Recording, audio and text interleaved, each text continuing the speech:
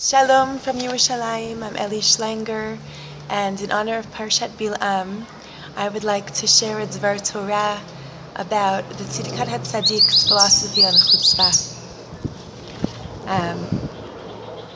The Tzidkat HaTzadik, Reb Tzadok Hakohen, in his book Tzidkat HaTzadik, section Memvav, that's 46. He begins by stating that, of course, we all understand that we're expected to listen to the rabbis. That's something that God wants. And then he says, there are times, however, where we find that that's a problem. And he was writing specifically with regards to the opinion that the rabbis had in his generation that people should not be going into Eretz Israel.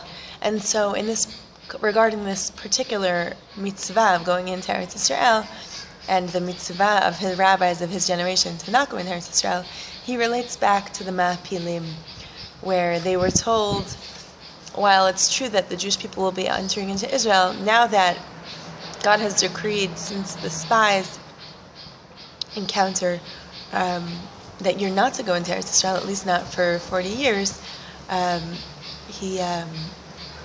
this group decides to go in anyway. And in discussing them, he says that they were following a Gemara. There's a Gemara in Pesachim that's a story about Rav Huna. It's a story, it's not a pasuk.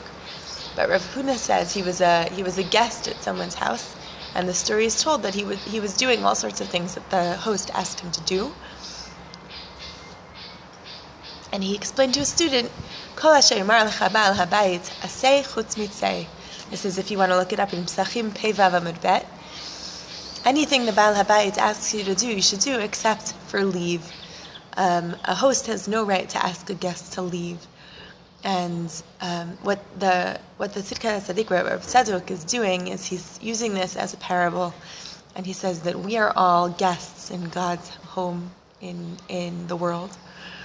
And he can ask us to do anything, but he can't ask us to live against our inner selves, something that's going to deny us our existence. He can't ask us to do that. We can't accept that. And that's exactly what the Ma'apilim were doing. They were rejecting that request of them to deny their existence, to not go into Eretz Yisrael. They needed so badly to go in, they ended up giving up their lives because the enemies killed them when they arrived. Reb Tzadok expounds upon this and discusses Chutzpah in the Gemara. The Gemara in Sanhedrin on Kuf Hei Amud Aleph, that's 105a, describes, and here's where the Parashat comes in, describes Chutzpah being, there are two opinions. The first one is that Chutzpah is effective. As we see in the Parashat of Parashat Balak, Bilam is told by God, no, you shouldn't go with these people. Don't go with the Sarei Moab and Sarei Midian to curse the Jewish people. And he goes anyway. And it's a chutzpah. How dare he go against God's wishes? And he goes, and on his way, they encounter, his donkey sees this angel holding a sword in front of him, and he doesn't even see it. His vision is so clouded. God opens his eyes. It's this powerful scene. And he says, okay, you can go. He changes his mind, as it were, although God ends up giving him the words that he wants, which is not what Bilam was looking for. But he somehow it's effective, and his chutzpah is effective in the sense that he has asked for permission, received none, gone ahead and done it anyway, and then received permission to go.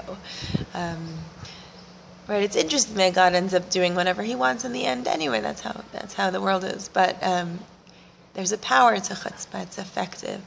And the second opinion is that it's malchuta b'li taga. Chutzpah to malchuta b'li taga. There's kingship there's power in chutzpah, but there's no crown. There's no glory in it.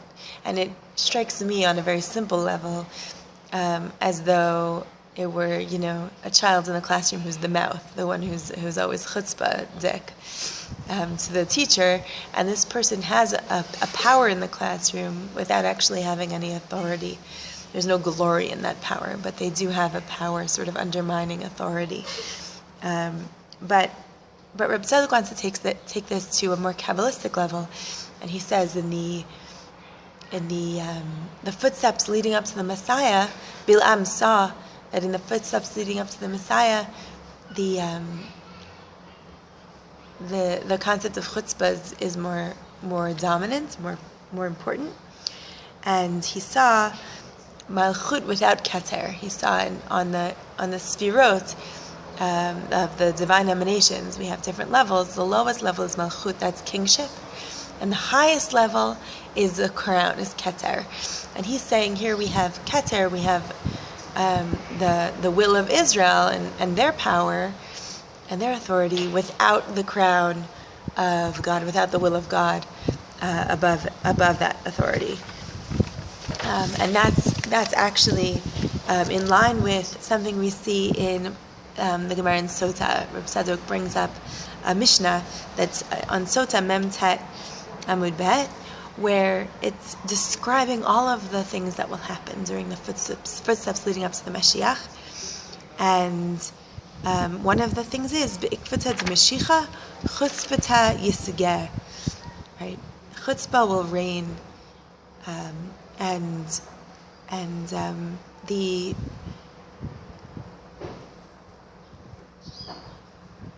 idea that chutzpah will reign in the times leading up to the Mashiach, he sees this as an invitation to their generation. He says, Moshe told them, you're not going to succeed going into Eretz Yisrael.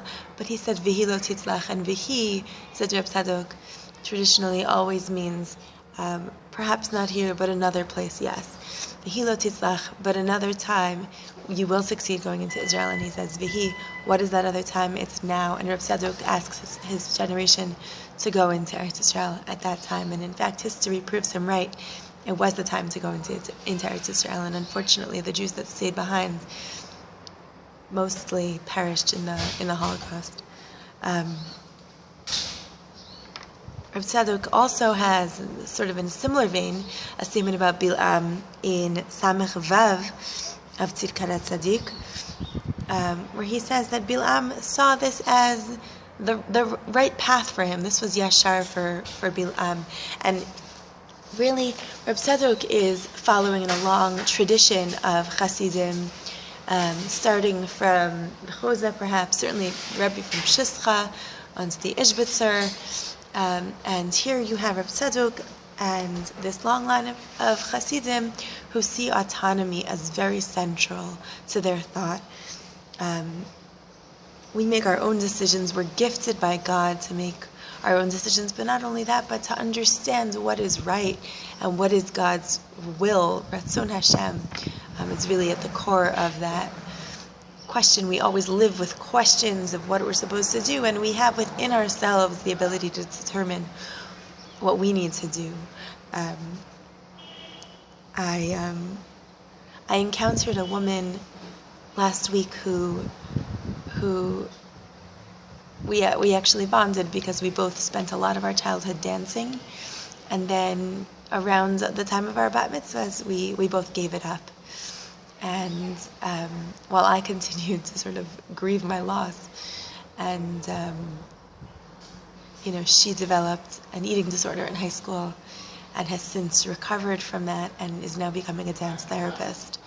That is her way of finding an outlet of her doing what she knows is the will of God. But I think that that's the principle that Reb Tzadok is talking about. Everything that God has asked you to do, you should do it, but not if it denies you your essential existence. And I just want to comment on the SCOTUS decision. The Supreme Court of the United States decided that illegalizing gay marriage is against the Constitution.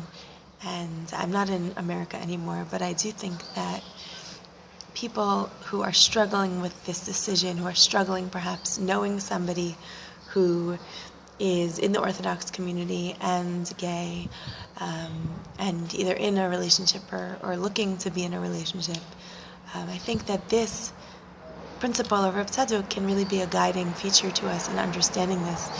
We aren't supposed to reject our essential selves. God created us with a will and with an ability to determine what it is we're supposed to do. And sometimes that means giving up our lives, as in the case of Ma'apilim. Sometimes it just means that we have influence because of our chutzpah, because it, like Bil'am, somehow got God to change his mind. Whatever the case may be, it's important to understand that we are autonomous individuals and God made us that way and he wants us to be that way. And I bless us all that we should find our path and we should go forth and be blessed by God. Shabbat Shalom.